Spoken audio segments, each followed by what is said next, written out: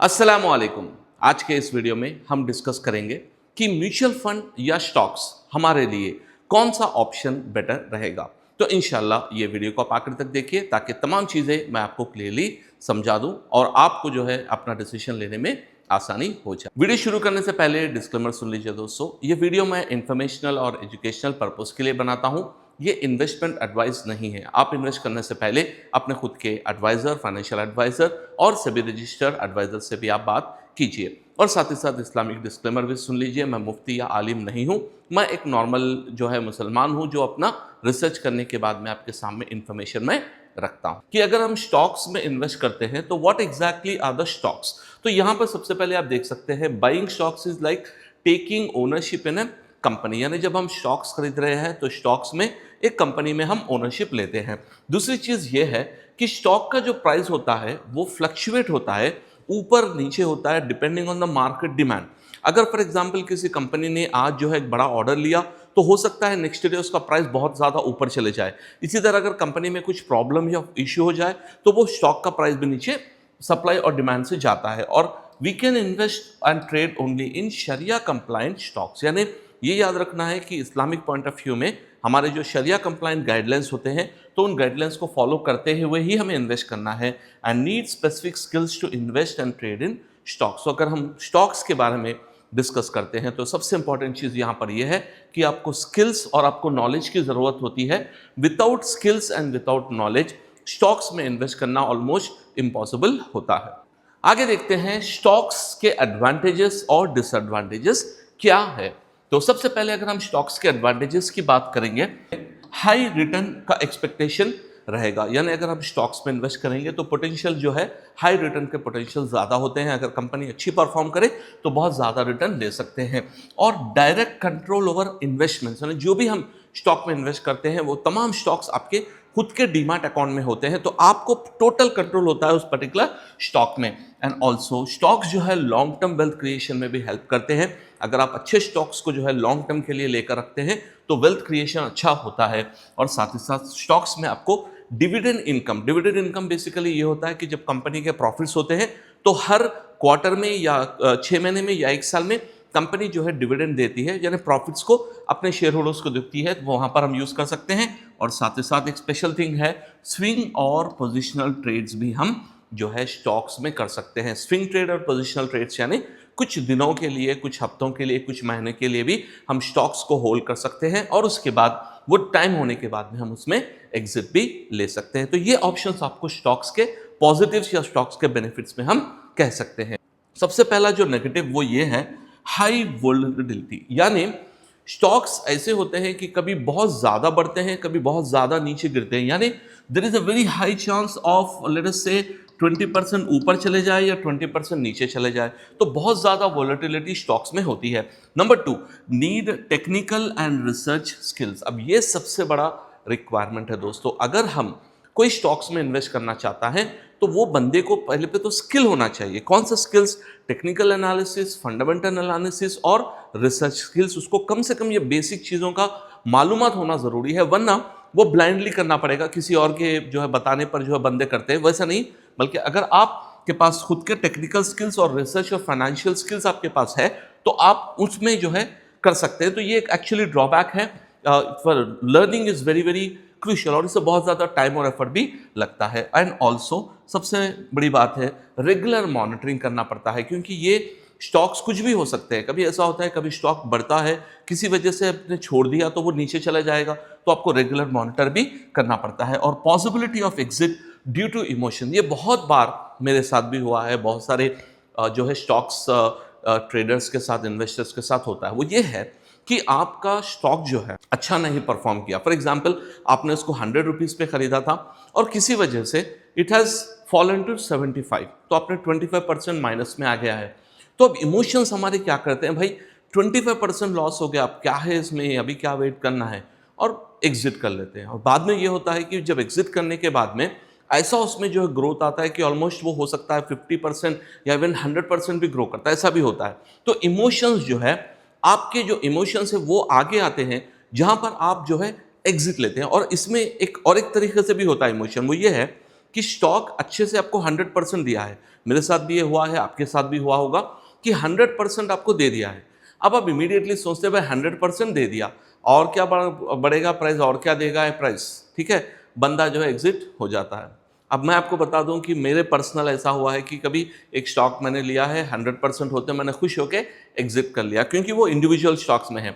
और आज जो है वो स्टॉक 5x करीब करीब 5x to 6x में वो स्टॉक्स आज भी वो ट्रेड हो रहा है। तो मैं जब भी वो स्टॉक को देखता हूँ ये सोचता हूँ अरे भाई वो टाइम पे नहीं बेचते तो आज जो है वो 5x कमा सकते थे, मैंने सिर्फ 1x कमाया। तो वो इमोशंस की बहुत ज़्यादा जो है पॉसिबिलिटी होती है स्टॉक्स में, और लेस डाइवर्सिफिकेशन, ये बहुत बड़ा प्रॉब्लम है कि क्योंकि अगर स्किल ना हो तो बहुत सारे लोग क्या करते हैं, एक या दो स्टॉक में पूरा पैसा इन्वेस्ट कर देते हैं।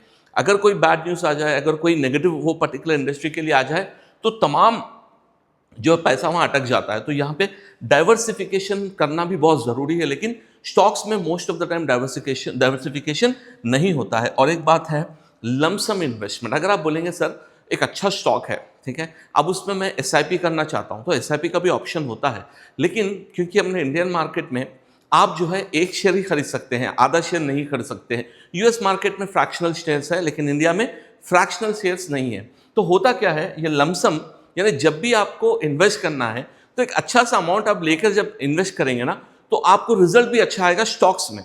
यहाँ पर एसआईपी का बहुत कम जो है यूज करते हैं लोग, तो आप जो है वहां पे लमसम यानी अच्छा अमाउंट, बड़ा अमाउंट हो तो ही जो स्टॉक्स में आपको ज्यादा जो है मूवमेंट देखने को मिलेगा, ज्यादा प्रॉफिट्स यहाँ पे देखने को मिलेंगे। तो ये पॉजिटिव्स और negatives. Collection of stocks which are managed by expert portfolio managers, यानी यहाँ पे स्टॉक्स का जो कलेक्शन होता है ये पोर्टफोलियो मैनेजर्स बनाते हैं और इसको मैनेज किया जाता है बाय एक्सपर्ट प्रोफेशनल्स। और ये जो म्यूचुअल फंड है दोस्तों, इंपॉर्टेंट चीज है, म्यूचुअल फंड हमेशा जो है लॉन्ग टर्म के लिए और स्पेशली रिटायरमेंट फंड के लिए, या अगर आपका लॉन्ग टर्म आपके बच्चों के एजुकेशन गोल है आपके, तो 10 साल के बाद जो है, अभी बच्चा छोटा है लेकिन 10 साल के बाद आप अच्छे से अच्छे जो है कॉलेज में उसको पढ़ाना चाह रहे हैं या डॉक्टर बनाना चाह रहे हैं, तो वहां पर आपके जो लॉन्ग टर्म गोल्स होते हैं वहां पर जो है ये यूज होता है। और साथ ही साथ रिटायरमेंट तो बहुत ही स्पेसिफिकली जो है फिजिबल होता है म्यूचुअल फंड।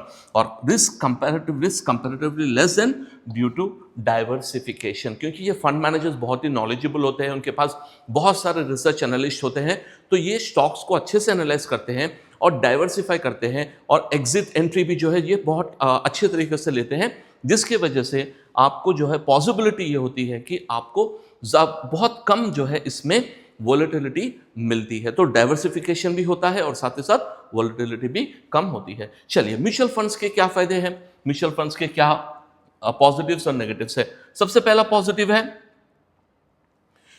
एक्सपर्ट मैनेजमेंट, यानी यहां पर आपको एक्सपर्ट मैनेज करेंगे जो ऑलरेडी 20 साल 15 साल के एक्सपीरियंस वाले लोग होते हैं, तो बहुत अच्छा जो फंड को वो हैंडल करते हैं। और परफेक्टली डाइवर्सिफाइड पोर्टफोलियो होता है, यानी कुछ जो है आईटी में लगाते हैं, कुछ जो है मैन्युफैक्चरिंग में लगाते हैं, एफएमसीजी में, से बहुत सारे इंडस्ट्रीज में बहुत ही अच्छे तरीके से डाइवर्सिफाई करते हैं। और इन म्यूचुअल फंड्स जो है, कुछ फंड्स में आपको टैक्स बेनिफिट्स भी मिलते हैं। और साथ ही साथ सबसे बड़ा जो पॉजिटिव है म्यूचुअल फंड का, मैं वो ये कहूंगा कि यहाँ पर आपको एसआईपी मोड और एसडब्ल्यूपी मोड के ऑप्शंस होते हैं। एसआईपी यानी सिस्टमैटिक इन्वेस्टमेंट प्लान, आप हर महीना एक स्पेसिफिक अमाउंट, हर वीक एक स्पेसिफिक अमाउंट आप इन्वेस्ट कर सकते हैं, तो ये आपको बेनिफिट रहेगा। और एसडब्ल्यूपी सिस्टमैटिक विड्रॉल प्लान, ये लॉन्ग टर्म में जब रिटायरमेंट फंड्स होते हैं वहां पर आप एसडब्ल्यूपी को ऑप्शन यूज कर सकते हैं। और एक फायदा है lower risk and lower volatility, यहाँ पर रिस्क बहुत ही कम होता है और आपसे साथ ही साथ वोलेटिलिटी भी यहाँ पर कम होती है। तो नेगेटिव्स इस तरह से है दोस्तों।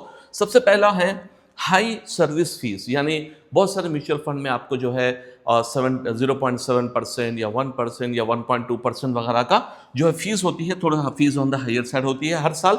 या आपके अकाउंट में जो पैसा होता है वो मैनेज के लिए वो फीस कट करते हैं और आपके हाथ में किसी किस्म का कंट्रोल नहीं होता, सिर्फ आप म्यूचुअल फंड की यूनिट्स को होल्ड करते हैं, आपके हाथ में डायरेक्ट स्टॉक्स नहीं होते। और some funds give lower return, अगर फंड्स को सही मैनेज नहीं किया गया, सही से वर्कआउट नहीं किया गया, तो आपको बहुत मार्केट से भी जो है निफ्टी जो मार्केट होता है, जो निफ्टी का इंडेक्स होता है, उससे भी इंडेक्स से भी कम रिटर्न्स का बास फंड्स देते हैं। और कभी कभी होता है शरिया कंप्लायंस इशू, सब ये बहुत बड़ा इशू भी है।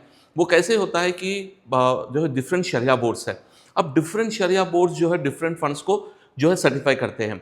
तो अब एक शरिया बोर्ड के पॉइंट ऑफ व्यू में ये स्टॉक हलाल होता है, दूसरे में हराम होता है। हालांकि तमाम स्टॉक्स हलाल है, लेकिन एक स्टॉक में कुछ गड़बड़ यानी एक डाउटफुलनेस है क्योंकि एक शरिया बोर्ड ने ओके कहा, एक ने नहीं कहा, तो वहां पर कभी कंप्लायंस इश्यूज होते हैं।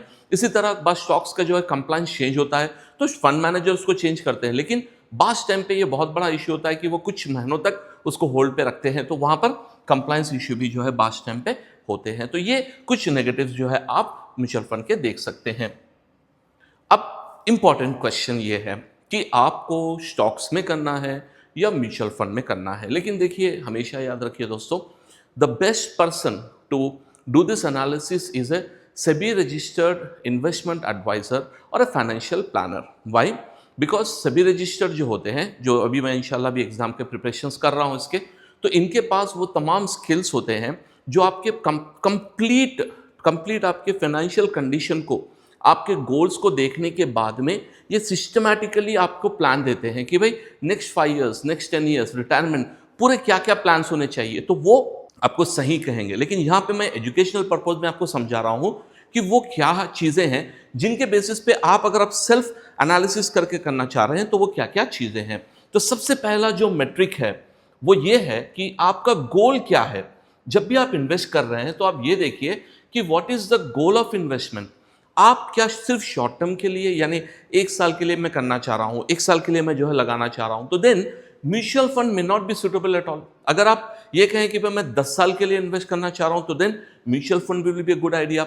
और यहां पर और एक भी चीज है कि अब गोल्स में यहां पर होते हैं short term, medium term, long term goals, ठीक है। और आपका जो गोल है वो गोल के हिसाब से आपको डिसाइड करना है कि कौन सा ऑप्शन स्टॉक्स, अगर आपके पास शॉर्ट टर्म गोल है, most of the time stocks are the better options. अगर आपके लॉन्ग टर्म गोल्स है तो mutual fund can be a better option. तो 2 चीजें आप देख सकते हैं। नंबर 2, आपके पास कैपिटल कितना है। अब देखिए, बंदा बहुत ही, एक पर्सन बहुत ही रिच है, अब उनके पास जो है कैपिटल ऑफ 10 लाख रखा हुआ है।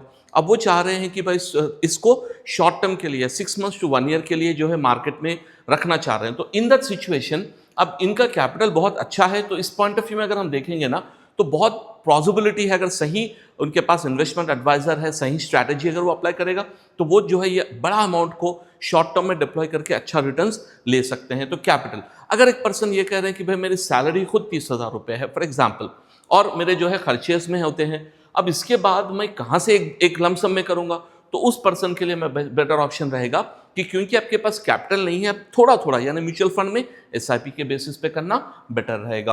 और एक है रिस्क प्रोफाइल। रिस्क प्रोफाइल क्या होती है? अब हर पर्सन का एक रिस्क प्रोफाइल होता है, ये बनाया जाता है फाइनेंशियल प्लानर के जरिए से, यानी पर्सन की एज, पर्सन का जो है रिस्पॉन्सिबिलिटीज क्या है, ठीक है, पर्सन के जो टोटल इनकम कितनी है और उनके एसेट्स कितने, ये तमाम चीज़ को देखकर रिस्क प्रोफाइल बनाई जाती है। जैसे एग्जाम्पल, एक पर्सन है, अभी उन्होंने जो है जॉब ज्वाइन की है और अच्छी सैलरी के साथ उनको लेट अस से 60,000 की सैलरी से वो स्टार्ट की है जॉब, और ही इज अनमैरिड, ठीक है, and his age is just 25। अब यहां पर ये बंदा जो है रिस्क प्रोफाइल अगर हम देखेंगे, he can do aggressive. Why? Because इनको अगर कोई गलती भी होगी तो इनको ऐसा नहीं होगा कि वो तमाम के तमाम पैसे जो है इनको लॉस हो जाएंगे, यहां पर इसको ये अग्रेसिव जा सकते हैं। लेकिन इमेजिन कीजिए, एक पर्सन है जो ऑलरेडी 45 या 50 एज के हैं और इनकी ऑलरेडी जॉब चल रही है, इनके पास लमसम अमाउंट है, अब ये वो रिस्क नहीं ले सकते जितना वो 25 साल का जो है पर्सन ले सकता है। तो वहां पर वो पर्सन का रिस्क प्रोफाइल बहुत ही, रिस्क टॉलरेंस लेवल बहुत ही कम होगा। तो वहां पर बिल्कुल कंजर्वेटिव वे में रिस्क प्रोफाइल को देखते हुए म्यूचुअल फंड जो है ज्यादा सजेस्ट किया जाता है। इसी तरह स्किल्स, यानी जो पर्सन ये कर रहे हैं, क्या भाई उनके पास स्किल्स है? मैं तो पर्सनली यही बोलता हूं, भाई आपके पास स्किल्स नहीं है, टेक्निकल एनालिसिस नहीं आता, फंडामेंटल एनालिसिस नहीं आता, आपको रिसर्च नहीं आता, मार्केट में ट्रेडिंग करने का आपको पर टाइम भी नहीं है, ये तमाम चीजें नहीं है, तो फिर then what's the point of buying a stock? यानी किसी के बोलने पर आप स्टॉक खरीदने जा रहे हैं, आपको स्किल ही नहीं है, कब एग्जिट करना है, कब एंट्री लेना है, कब एग्जिट लेना है, क्या उसका जो है लेवल है, कौन सा उसका रेजिस्टेंस है, क्या उसका सपोर्ट है, आपको पता ही नहीं है, तो वहां पर आप बिल्कुल भी अगर ट्रेड करने जाएंगे तो this will be a big big problem.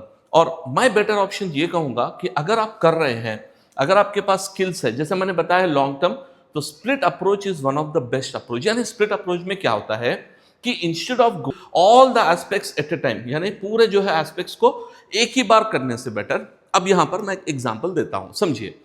For example, एक पर्सन है 30 इयर्स के, ठीक है, अब उनका रिस्क प्रोफाइल, रिस्क टॉलरेंस उनका हाई है, ज्यादा जो एग्रेसिव भी करना चाह रहे हैं, लेकिन वो क्या करना चाह रहे हैं कि वो पर्सन ऐसा कर सकते हैं कि sum of his amount let's say for long term growth के लिए लेट अस से ही इज पुटिंग इन से 60% in long term mutual fund, और जो 40% है वो जो है स्टॉक्स और डिफरेंट एरियाज में वो ट्रेड वगैरह करना है। अगर उनके पास स्किल सेट और वो नॉलेज है तो होता क्या है स्प्लिट स्ट्रैटेजी में कि सम अमाउंट वो आपके लॉन्ग टर्म ग्रोथ के लिए चलता ही रहेगा, और जो अदर अमाउंट है वो अमाउंट आपके जो स्टॉक्स आप जो रिसर्च करके ले रहे हैं तो उनमें भी जो है ट्रेड या स्विंग ट्रेड या उस रिसर्च बेस्ड ट्रेड में भी वो यूज हो सकते हैं। तो यहाँ पर एक पर्सन के लिए को तमाम जो है आइडियाज सूटेबल नहीं होंगे। तो आप अपने आप को देखिए कि भाई मेरे पास अभी कितने एसेट्स हैं, कितना लिक्विडिटी मेरे पास अवेलेबल है, साथ ही साथ मेरा रिस्क टॉलरेंस के लेवल क्या है, फिर साथ ही साथ जो है मेरे पास स्किल्स कितने हैं और मेरा गोल क्या है। इन्वेस्ट करने से पहले गोल आपको डिफाइन करना पड़ेगा।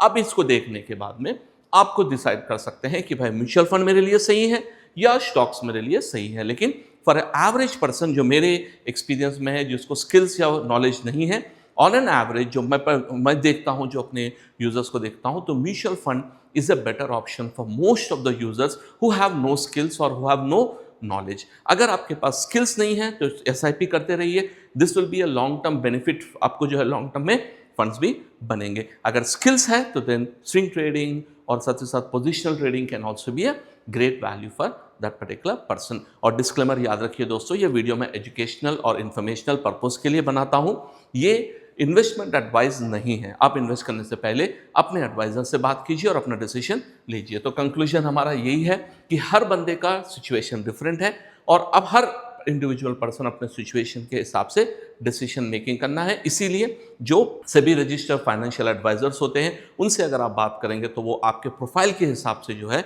आपको स्ट्रैटेजी, आपको अप्रोच देंगे जो प्लान्ड वे में रहेगा, तो वहाँ पर आपको अच्छे चॉइसेस रहेंगे। और अगर आप बेसिकली ज़्यादा स्किल्स नहीं हैं तो उस पॉइंट ऑफ व्यू में म्यूचुअल फंड भी एक बहुत ही अच्छा ऑप्शन जो है बहुत सारे लोगों के लिए होता है। उम्मीद है ये वीडियो आपको पसंद आया है तो ज़रूर हमारे इस वीडियो को लाइक कीजिए और साथ ही साथ हमारे इस चैनल को सब्सक्राइब भी कर लीजिए। और साथ ही साथ मैंने इंग्लिश चैनल भी बनाया है, इंशाल्लाह लिंक डिस्क्रिप्शन में दे दूंगा। अगर आप इंग्लिश में सुनना चाहते हैं तो वो मेरे इंग्लिश चैनल को भी सब्सक्राइब कर लीजिए। यही वीडियो इंशाल्लाह बहुत सुन इंग्लिश में भी नेक्स्ट वीक में मैं अपलोड करूंगा अपने इंग्लिश चैनल पे।